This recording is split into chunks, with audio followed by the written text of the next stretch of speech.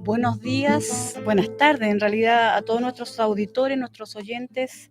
Un saludo muy afectuoso, muy atento después de una semana con mucha lluvia, con muchos cambios, digamos, muy penosos para los que se anegaron. Ahí tenemos un país con mucha gente que la está pasando mal, un saludo para ellos. Pero bienvenidos a esta semana, a este viernes 25 de agosto. Empezamos, Miriam, directamente a comentar las noticias que tenemos esta semana. Hola, buenas tardes.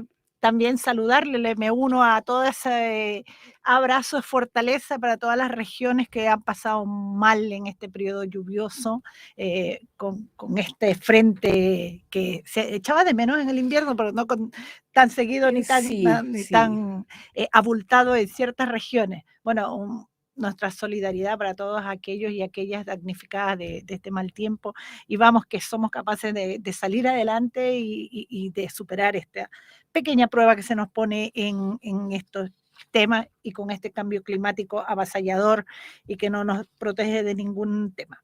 Empezamos hablando, conversemos, ¿en qué está la Coordinadora Nacional No Más AFP?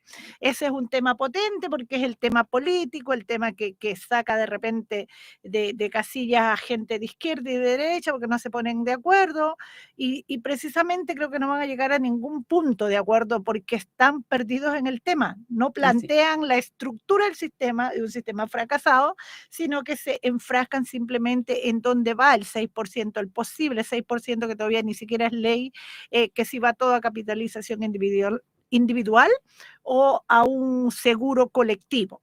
Pero bueno, por eso, es importante y recalcando que la coordinadora, de la cual yo también soy parte, no ha movido un ápice de su propuesta, que es un nuevo sistema de pensiones público de reparto con aportes tripartitos y que garantice pensiones suficientes para toda la ciudadanía. La coordinadora ha hecho pública una propuesta transitoria que se compone de 4 puntos y a la cual voy a proceder a dar lectura para que ojalá todos en Chile tengan en cuenta esta propuesta transitoria para destrabar el tremendo drama que estamos. Dice, propuesta transitoria No Más AFP. Estamos ante un escenario muy desfavorable para las y los trabajadores, donde el discurso que se ha instalado de manera artificial desde los medios de comunicación busca mantener y aumentar las ganancias del actual sistema previsional, con el 10% de nuestro salario que actualmente reciben las AFP. Estas se quedan todos los meses con alrededor de $1.000 millones en excedentes, porque pagan solo el 14% de lo acumulado de las pensiones, mientras que el Estado paga el 86% restante. Ese es el escenario actual. La derecha representa oficiosamente a la AFP. Intenta que se le aumente más el traspaso del salario a esta industria privada parasitaria que lucra con el ahorro de las y los trabajadores. Es en este sentido que llamamos al gobierno a no entregarle más recursos a las AFP. Le solicitamos al presidente Gabriel Boric, a la ministra Janet Jara, no insistir en la reforma de pensiones mientras no haya un reconocimiento del fracaso del sistema previsional privado y se den los pasos necesarios para realizar la reforma que quieren y necesitan los y las trabajadoras. En el intertanto, proponemos simplemente las siguientes medidas transitorias para mejorar en el corto plazo las pensiones, especialmente de las mujeres que son las más perjudicadas por el actual sistema, así como de quien, habiendo trabajado y cotizado toda una vida, recibe una pensión escuálida que cada año va disminuyendo. Primero, que la pensión garantizada universal, llamada PGU, sea efectivamente universal y ascienda a $250.000 comprometidos y reajustados según el IPC. Segundo, que la pensión garantizada universal de $250.000 a las mujeres sea a partir de los 60 años. Tercero, permitir que con su ahorro acumulado no puedan autofinanciar. Permitir a quienes con su ahorro acumulado no pueden autofinanciar una pensión igual o superior al ingreso mínimo, retirar el total del ahorro. Y cuarto, establecer un mecanismo que proteja las pensiones de quienes se hayan jubilado bajo la modalidad de retiro programado, a fin de impedir que sus pensiones sigan cayendo. Ni un peso más a las AFP, no más AFP ni privada ni estatal, Coordinadora Nacional de Trabajadores y Trabajadoras, no más AFP. Así es. Esta declaración, esta propuesta transitoria, digamos, se está entregando a nivel nacional. Las coordinadoras regionales la están haciendo llegar a los distritos, a los diputados, a los congresistas de los distintos distritos para buscar apoyos, digamos, porque lo que se está discutiendo, lo que se está instalando es cuánto del 6%, la discusión esto de 4 a fondo solidario, 2 a capitalización individual, la derecha quiere al revés, otros están hablando del 3 y 3, ¿ya? Lo que la gente, digamos, los trabajadores, lo que vemos es que de ninguna manera puede ir un peso más a las AFP. Ya, si hablamos de un 2%, de que un 2 del 6% significa que aumentaría el fondo administrado por las AFP, no va a las cuentas de cada uno. O sea, esta mentira que se instala, digamos, de que tu fondo individual, tu ingreso, es totalmente alejado de la realidad, digamos, la plata va directamente a las arcas de las AFP y ahí va aumentando cada vez más, digamos, esta riqueza y este traspaso al mercado de capitales. Por eso que la coordinadora está planteando, digamos, que ni un peso más a las AFP, o sea, esta discusión falsa de un punto para allá, un punto para acá, no, mejor hagamos estas medidas transitorias que son, como dice ahí, mientras no cambia los aires, no cambia el viento, digamos, no se vuelve el viento a favor, mejoremos las condiciones en forma administrativa de los trabajadores, las pensiones de las y los trabajadores con estos 4 puntos. Sí, y está muy buenas las 4 propuestas que hace la coordinadora, aunque con un retiro de 1 millón nomás arman tanto escándalo. Imagínate que toda la gente que no llegue a autofinanciar, que son la mayoría, pudiésemos retirar, sería una gran ayuda para los y las trabajadoras. Bueno, el tema de la PGU de los 60 años es algo que las mujeres demandamos porque es totalmente legítimo que cumpliendo la edad legal de jubilar, de pensionar, podamos las mujeres pensionarnos y en vez de recibir estos montos tan exiguos, hasta los que se pensionaron hace un mes, las mujeres que se pensionaron hace un mes atrás recibieron 50.000 pesos de pensión autofinanciada y eso tiene que ser mejorado con fondos públicos. Entonces, ¿qué es más legítimo que aumente a partir de los 60 años la pensión, la PGU a los 250.000, que debería estar reajustado además? Y lo otro es que sea universal, efectivamente universal, que se pueda retirar. La gente que tiene su fondo, finalmente cuando en el momento de jubilar, su fondo no le va a dar para una pensión igual al salario mínimo, que es sea lo mínimo. Es lo La mínimo, por palabra algo lo se dice. llama, claro, que pueda retirar esos fondos. La mayoría de los trabajadores, de las personas que tenemos más de, no sé, que tienen 30 años de pensión de cotizaciones, tienen menos de 20 millones en sus cuentas individuales. Y eso les da para pensiones miserables, 100, 80.000 pesos. Y eso es todo. Entonces, mejor es que en vez de que se lo den a gotera, ¿ya?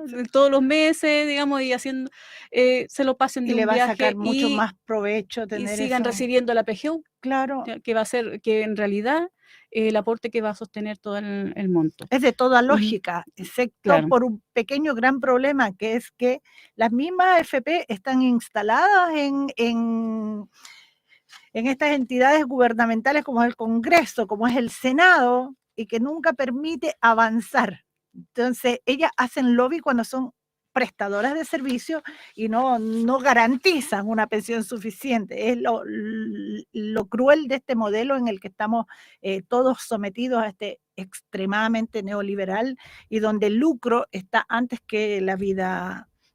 Pasando a otro tema, alguien o un sector que se ve tremendamente flagelado por las pensiones miserables que pagan las FP, y va nuestro reconocimiento al Colegio de Profesores y Profesoras de Chile, quienes siempre, cada año, tienen que dar unas batallas durísimas por conseguir un poquito de dignidad a una labor tan noble como que es la de educar a las generaciones en Chile. No sé si tienes algún dato, entiendo que ellos estaban en un proceso de plebiscitar. Hasta hoy estaban votando si aceptaban o no la segunda propuesta del Ministerio de Educación, del ministro Cataldo, que le hizo la semana pasada, y lo sometieron a una votación totalmente democrática, digamos, al interior de sus bases, y con un resultado que rechazó la segunda, rechazó la oferta del magisterio, o sea, del ministerio, con igual con poco margen, pero sí fue rechazada, digamos, la propuesta del ministerio, y van a paro indefinido a partir del próximo martes 29. Fueron lo que hay que resaltar es la altísima votación, la altísima participación de los profesores y profesoras en esta oportunidad. Más de 54.508 sufragios hubo en este momento. Una buena convocatoria. Una muy buena convocatoria. Ellos mismos dicen que no había habido tanta participación anteriormente. Y de estos sufragios, el 46,4% aceptó la propuesta del Mineduc, y el 53,66% no la aceptó, la rechazó.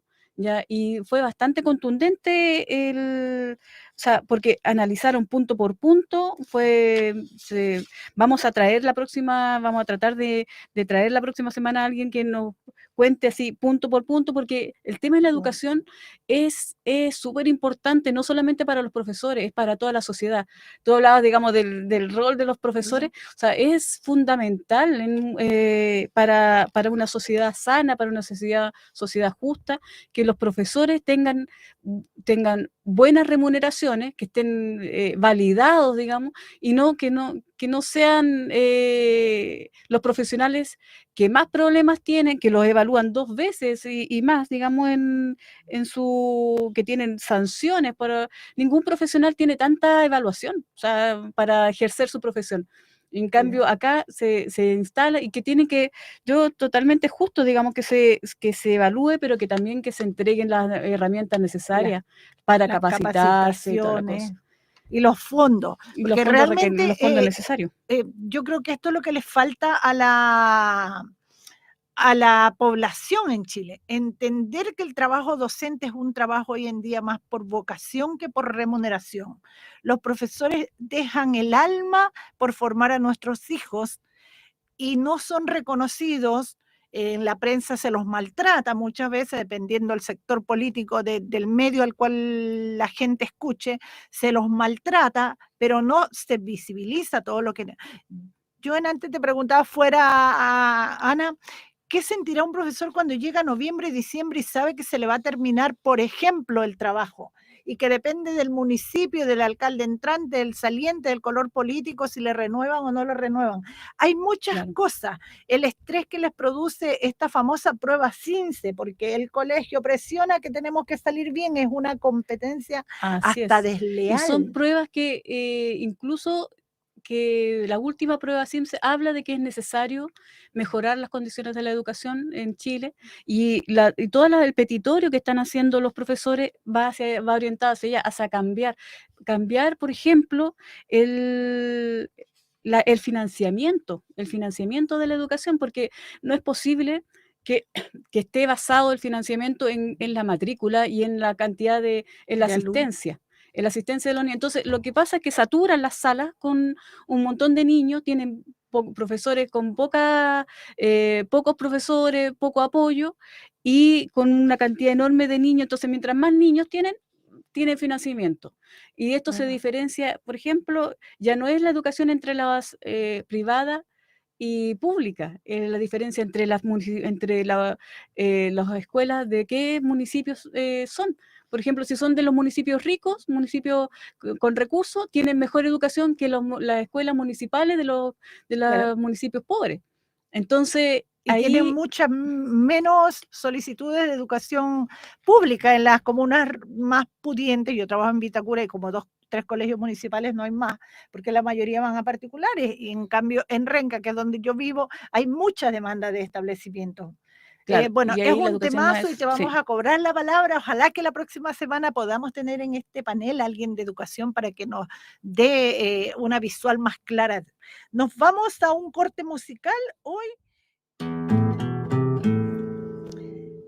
Volvemos a Debate Social aquí en la 102.5 de la Radio Universidad de Chile, la radio que piensa. Les recordamos que pueden volver a ver estos programas o escucharlos en YouTube en @canal.social. Hoy nos acompaña alguien de la casa, la periodista, profesora titular de la Universidad de Chile, María Olivia Monkever, Premio Nacional de Periodismo del año 2009. Su trabajo profesional se ha desarrollado en el área de periodismo de investigación.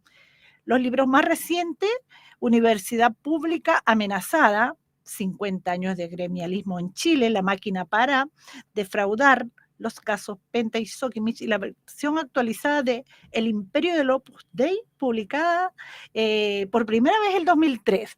Cualquier cosa me complementan, Ana. Claro, sí, bienvenida María Olivia. O sea, la lista de libros y información que tiene María Olivia, o sea, está para seguir enumerando, digamos, Caradima, El Señor de los Infiernos, Con fines de lucro, la escandalosa historia de las universidades privadas en Chile, Los magnates de la prensa, habla sobre la concentración de los medios de comunicación en Chile, el negocio de las universidades, la privatización de las universidades, una historia de dinero, poder e influencia, el saqueo de los grupos económicos al Estado chileno, entre muchos otros. Fue redactora de la revista Ercilla, editora de la revista Hoy, editora general y subdirectora de análisis, periodista del diario La Época y también de La Nación y La Nación Domingo también. O sea, podríamos estar hablando mucho, tiene una cantidad, un trabajo muy fructífero. O nos puede complementar o corregir sin algo. Así es, María Olivia, bienvenida, muchas gracias. Muchas gracias por la invitación. Creo que es importante hablar de estos temas ahora, por lo que me había mencionado Ana, así que yo acepté con mucho gusto esta invitación. En realidad los libros están ahí todos. El último, ese que tú señalas, es un libro de la Universidad Pública Amenazada, sí, que por ahí se lo veía también. También tengo mi ejemplar. Sí, ¿sabes que me dio una alegría que mi hijo en la universidad le están haciendo estudiar este libro y por eso lo traje? Porque esa es la manera de... ¿Dónde? En la UTEN. Está en tercero de ingeniería en comercio exterior. ¿En la UTEM? En la UTEM. Mira qué interesante. Y él lo compró y él me lo llevó. Mira qué interesante, lo de toda la editorial universitaria. Es importante. Ahí yo soy coautora y editora, en realidad, no soy autora sola. Sí, está con Ennio Vivaldi. Con Ennio Vivaldi, el ex rector de la universidad y actualmente embajador de Chile en Italia. Y con Alejandra Contreras, que es una abogada, que es la directora ejecutiva del CUECH, del Consorcio de la Universidad del Estado, con Roberto Flores y Yerko Montenegro, que son ingenieros ambos, y ahora están trabajando en el gobierno. Roberto es jefe de gabinete del Ministerio del Transporte y Yerko trabaja en el Ministerio de Hacienda. Así que bueno, ellos nos ayudaron sobre todo en la parte de números, bastante, porque la gracia que tiene este libro de la Universidad Pública Amenazada es que es un estilo más informe, no es un libro periodístico propiamente tal, a diferencia de los otros míos, en que lo que tratamos de mostrar son los 40 años en el mercado chileno de la educación superior. O sea, cómo esa universidad pública amenazada, cómo de haber sido hasta el momento del golpe militar, ya que estamos hablando ahora del tema de los 50 años, en 1973 había 8 universidades en el país. De las cuales era la Universidad de Chile, era con sedes regionales, con sus sedes regionales, y la Universidad Técnica, que es la que derivó después en la Universidad de Santiago. Pero hubo toda una operación gigantesca por destruir a la Universidad de Chile. También ocurrió, aunque no es del Estado, ¿no? Ocurrió con la Universidad de Concepción, que también le quitaron presupuesto. Y en cambio, para priorizar a la Universidad Católica. Yo soy exalumna de la Universidad Católica, fíjate. Soy profesora de la Chile, pero soy exalumna católica, y me tocó ver eso de cómo se fue forjando desde antes de los 50 años, lo que fue el gremialismo, por eso el libro del la del poder de la planificación de los y cambios de los económicos que se Chicago, instalaron y los después. Chicago, que nace eso de convenios que tuvieron mucho antes, ya en la década del 50, desde la Universidad Católica, antes de la reforma de la Católica, con la Escuela de Chicago. Y desde ahí empiezan a trabajar estos economistas que son los que van a hacer después el ladrillo y van a ser los forjadores de ese modelo económico que es el que tenemos hasta ahora. Y que se ve Hasta muy ahora. bien reflejado en este libro, digamos, porque habla sobre la desmantelamiento de la educación pública, de la universidad y de cómo empezaron a desfinanciar a las Absolutamente. públicas, la Chile, a la financiera y la Católica Impresionante, ¿no es empezó a cierto? recibir. No, es que Cuando uno impresionante. lo ve así, en números, cuando lo ves en esos cuadritos que logramos hacer, es realmente una cuestión Sí. que va en bajada el presupuesto hacia lo público y subiéndole a la Católica primero. Claro. Y después viene la reforma, ¿no es cierto?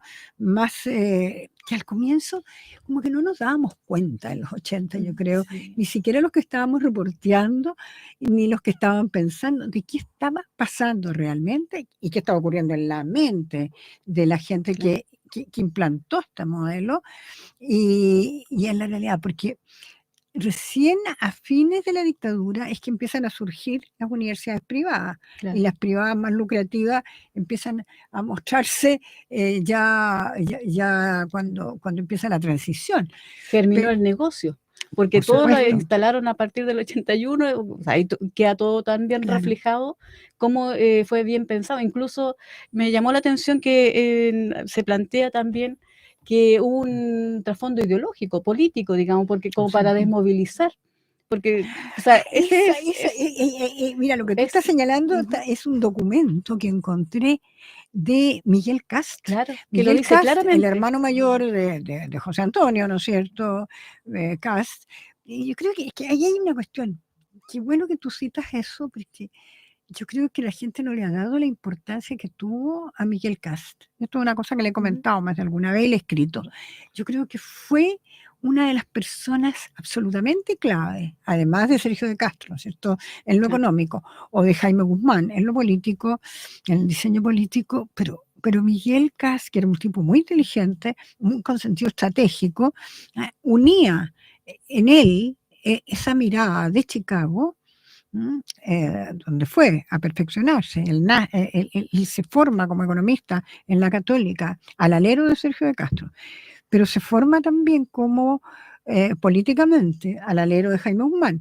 Entonces, Miguel Cast, desde la subdirección primero de Odeplan, y después de la dirección, el Ministerio era la Oficina de Planificación Nacional, que después devino en el Ministerio y termina siendo hoy día el Ministerio de Desarrollo Social, ¿no?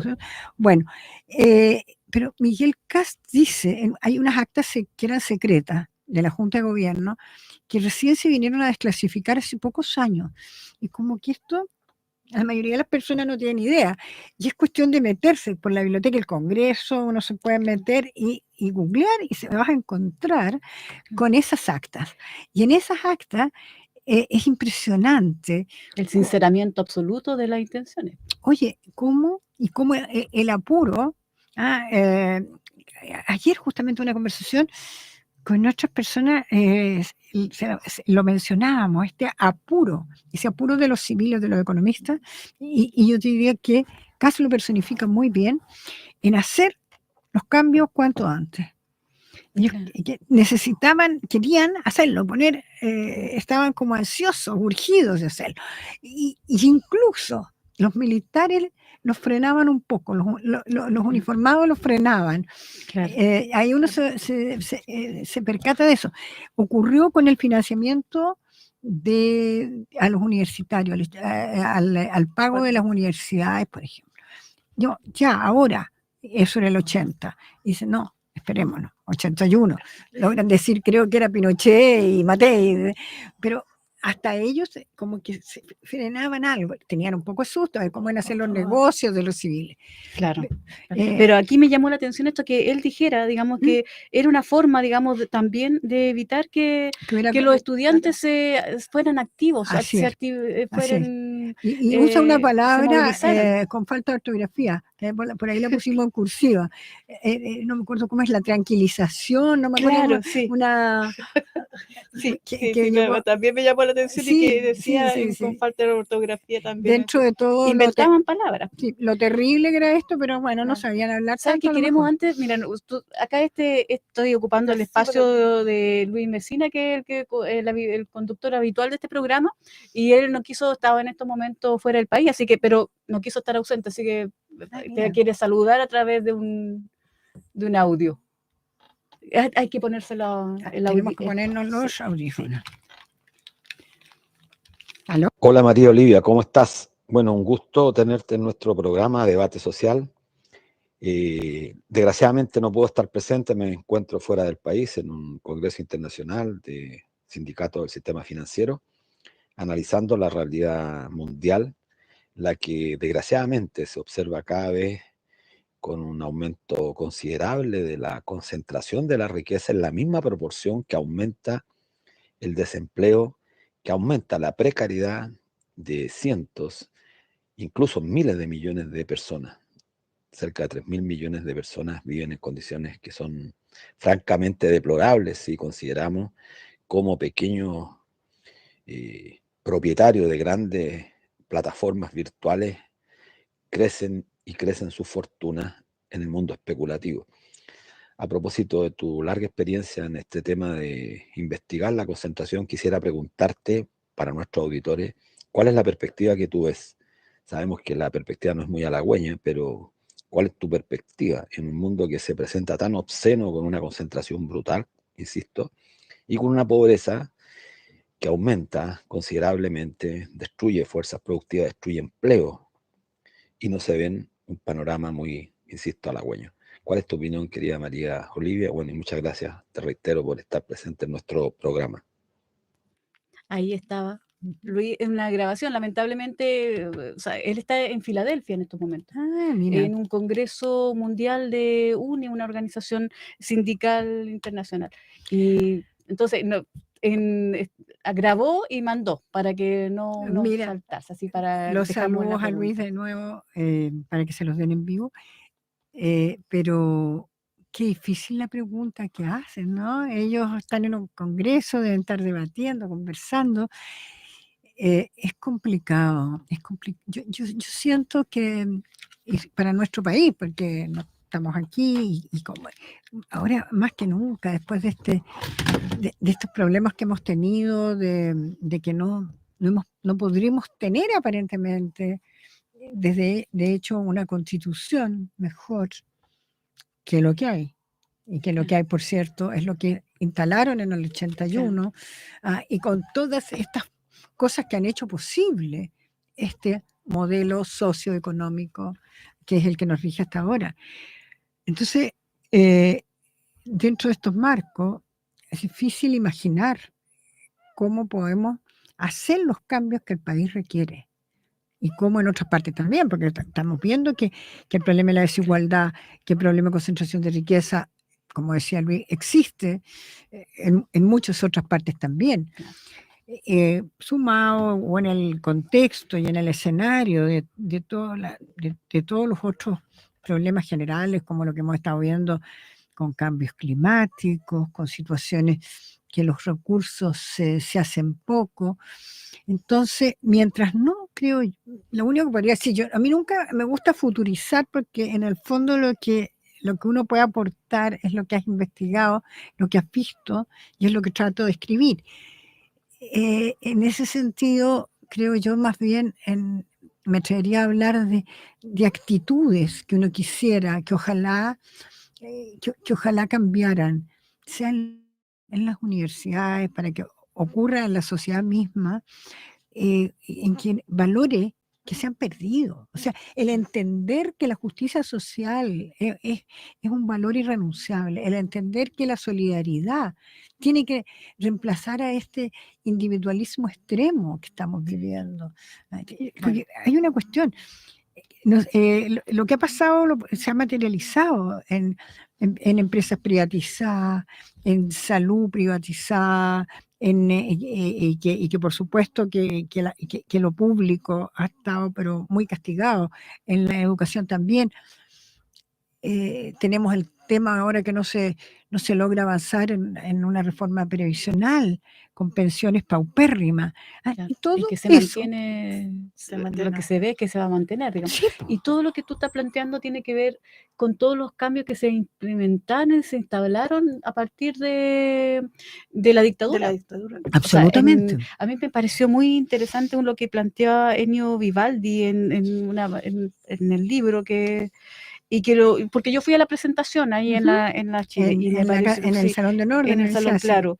en abril fue. Y claro, esto de cómo el efecto económico, la transformación que se instaló en las universidades, de privatización de las universidades, instalando, bueno, encareciendo, generando mala, también deficiente, una educación deficiente en algunas privadas, todos estos cambios, pero también genera un individualismo extremo y cambio de la forma de pensar, porque ¿qué pasa con un profesional que ahora tiene que pagarlo todo para poder educarse? O sea, se paga, o sea, la sociedad no le entrega el derecho a la educación, sino que él lo tiene que costear.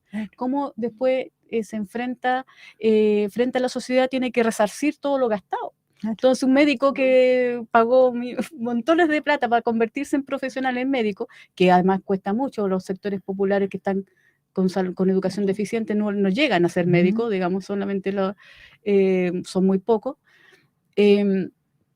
Después no devuelven a la sociedad, no tienen esa sensación. No tienen esa sensación. Claro, yo tengo que devolverlo. El sentido de servicio público se pierde. Pierde totalmente. Y se pierde en las diferentes profesiones. Eso es súper complicado. Y, claro, por otro lado, que eso también en ese libro lo dejábamos en claro, tú ves el tema de, y eso al final es una frescura lo que está pasando, que es el Estado subsidiando a los negocios privados, porque se habla de universidades, como que todas fueran universidades, y uno podría poner en tela de juicio si estamos de verdad hablando de universidades, por mucho que se consigan algunos, qué sé yo, proyectos de investigación o algunas, porque, o algunas acreditaciones, pero hay mucho de negocio.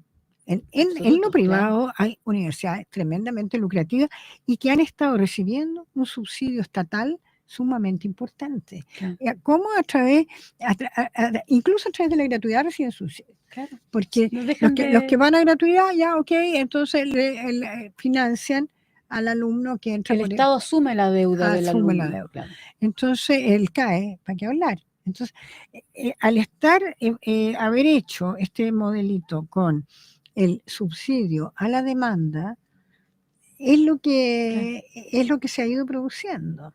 Generó todo el negocio, digamos. Claro, y fíjate tú que en materia de cifras, que era lo que lo comentábamos, la educación superior pública, hoy por hoy, es del orden del 15% de todos los que te llegan al sistema de educación superior, considerando universidades y institutos profesionales.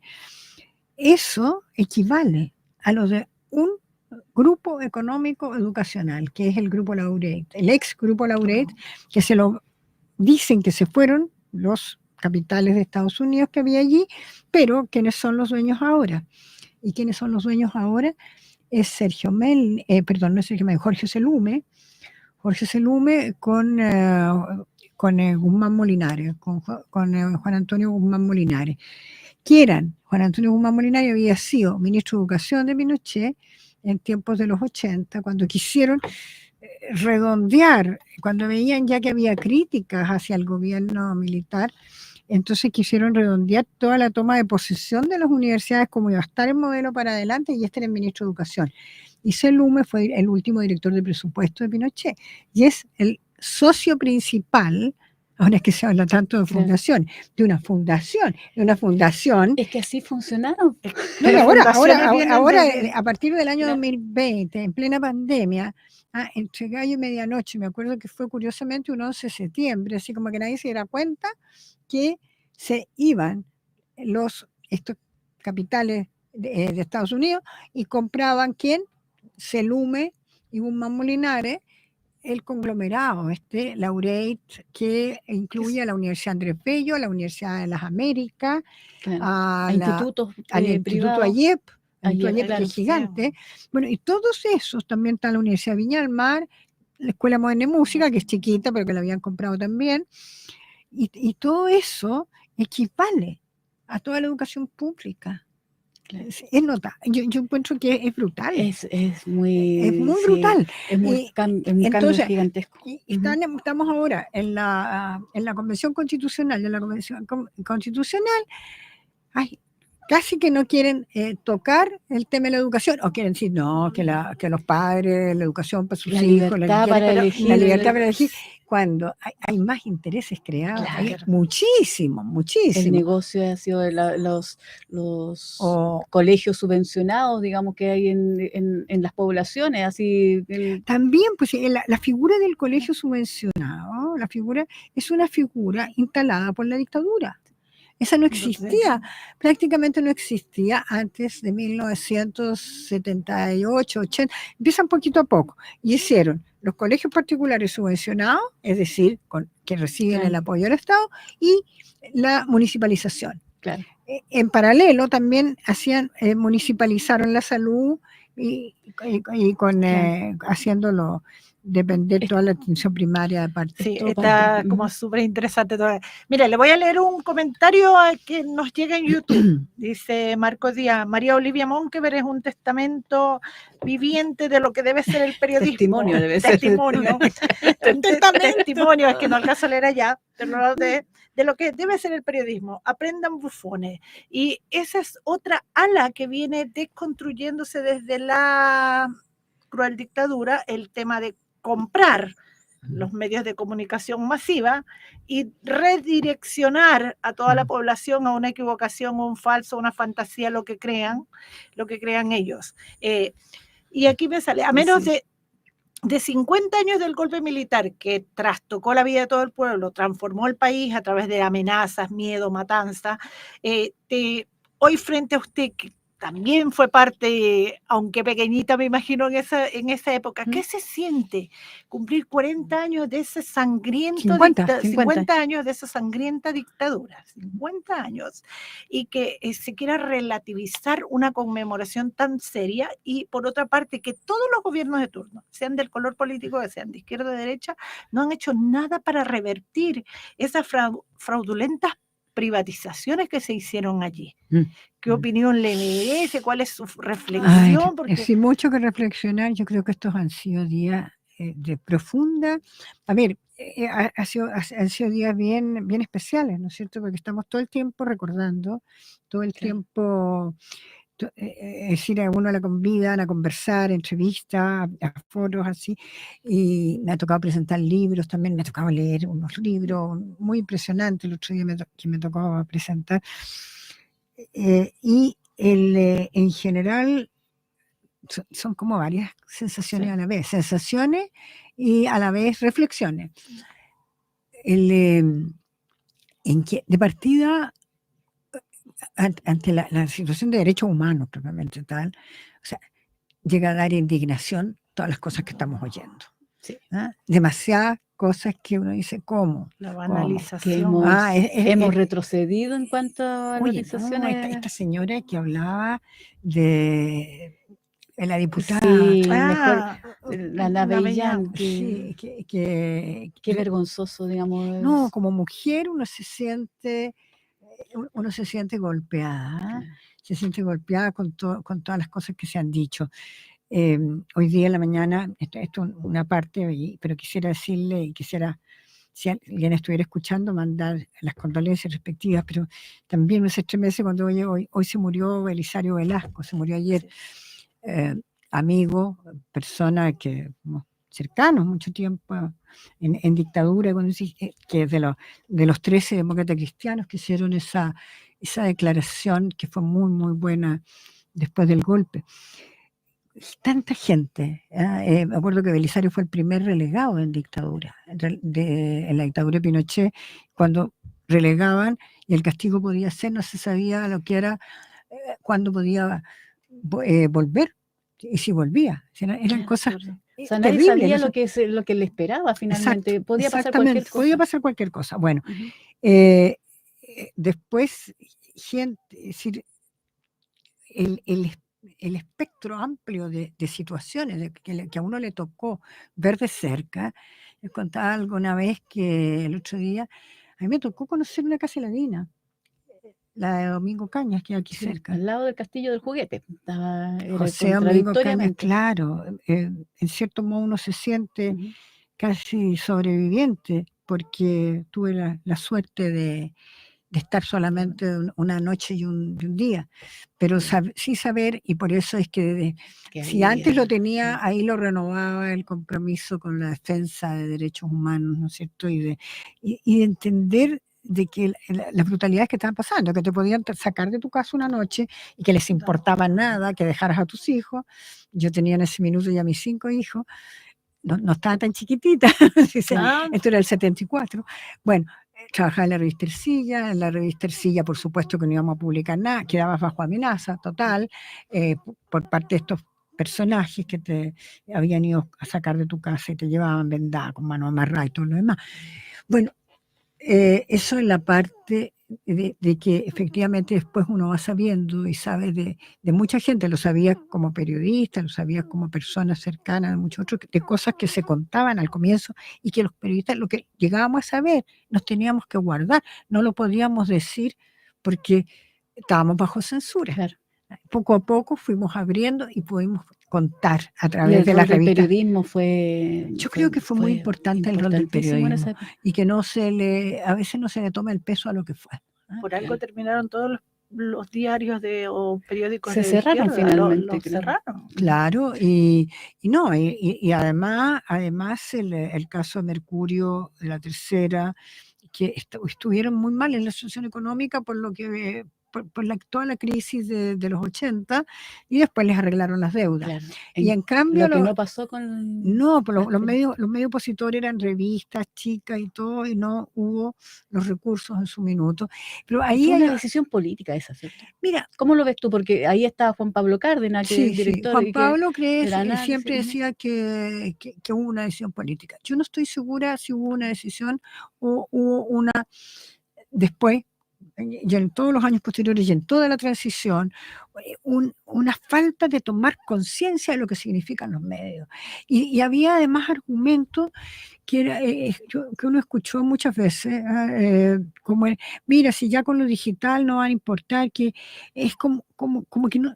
Yo insisto que no se le dio la importancia necesaria. Y que en el caso mío, lo que investigué y escribí en Los Magnates de la Prensa, que es del año 2009, yo digo que hoy día la situación obviamente que está peor. Tú me podrás decir, claro, pero están las redes sociales y todo, pero también las redes sociales con muchas tergiversaciones, con muchas cosas inventadas y con estos bots que se controlan desde el que puede hacerlo y que le pone plata para que los bots funcionen, para tergiversar realidades. Entonces, no, la concentración atenta, se podría decir, o sea, incluso hay un análisis que la concentración económica y que refleja la concentración también de la prensa, de los medios de comunicación absoluto, también afecta a las democracias, genera una realidad. Por supuesto que le afecta. ¿Cuál es tu análisis? Yo creo que le afecta mucho, y que creo que mucho de lo que está pasando ahora también, que no tengamos las posibilidades de tener un diálogo más profundo, de que tengamos, de que la gente esté mejor informada, y a la vez, porque si no, estás en manos de líneas editoriales, de lo que ellos quieren tratar de proyectar. Piensa en lo que pasa en la televisión que en Chile nació universitaria. Universitaria, y hoy día fuera del canal nacional, fue creado en el gobierno de Eduardo Frei Montalva, y después de esta, en la dictadura estuvieron todos intervenidos, todos, Claro. o cerraron, bombardearon los de izquierda, las radios de izquierda, las antenas, entonces no hubo, por supuesto que no había libertad, pero nos fuimos ganando espacio. Claro, estaba Pero el Fortín Mapocho, estaban varias revistas y cosas claro, así ahí que en los estaban. diferentes momentos se fueron creando, era la época del 87, Claro, el que mismo año el cumplió un rol Fortín, importante. también estuvo antes la revista, junto a la APSI, el Análisis, el Hoy, Cauce también, y algunas revistas Claro. culturales. Y vemos ahora cuando hay medios que buscan, que llegan a este sector, que empiezan a abrirse, digamos, a una postura más crítica, como la Red, hace poco que vimos la última en la Red, que fue Sí, silenciada finalmente. pero es que, claro, eso fue cumplió nomás un ciclo y en cambio la televisión tú la tienes en manos de grupos económicos, porque el Canal 13 es de Andrónico Luksic, el principal grupo económico del país, y el canal Megavisión es del grupo Heller y de Falabella, otro de los grandes grupos económicos. El interés de estos grupos económicos de tener medios de comunicación no es casual, no es inocente, claro. Eso no está en negocio. No. Oye, pero usted me hicieron una pregunta que sí, no pero puedo es que ya se nos está yendo el tiempo. Me preguntáis por las privatizaciones. Claro, pero hablábamos también mencionaste el proceso constitucional.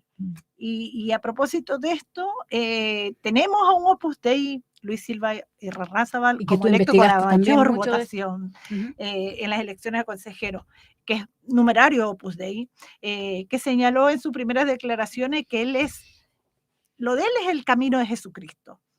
Pero que no sé, como tú también escribiste sobre eso, nos gustaría saber qué significa ser numerario, cuáles son esos votos que ellos tienen, por qué deben infligirse sacrificios y ciertos castigos, no sé, háblanos un poco de eso, porque también ha estado en la palestra estos días. ¿Cuánto rato tenemos? 2 minutos. En 2 minutos te digo 2 cosas. Primero, la respuesta la van a tener,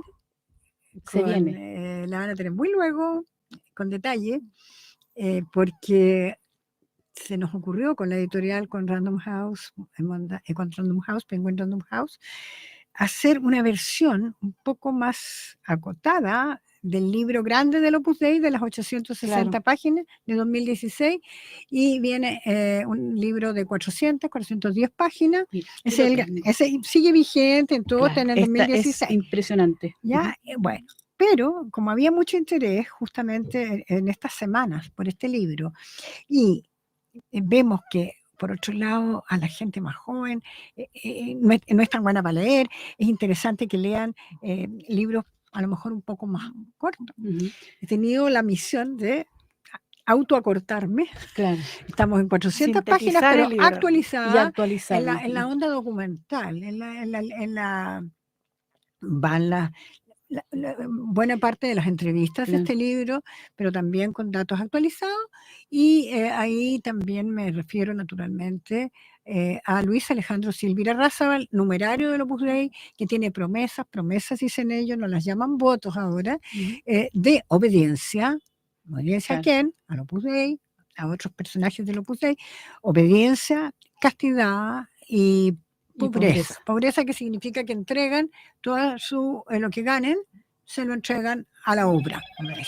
Así que por lo menos en mi reflexión, a mí, yo también quedé muy impresionada de que un numerario del Opus Dei, que es primera vez que es un numerario el que tiene un cargo político tan importante, y cómo resultó elegido, ¿no es cierto?, con la primera mayoría nacional.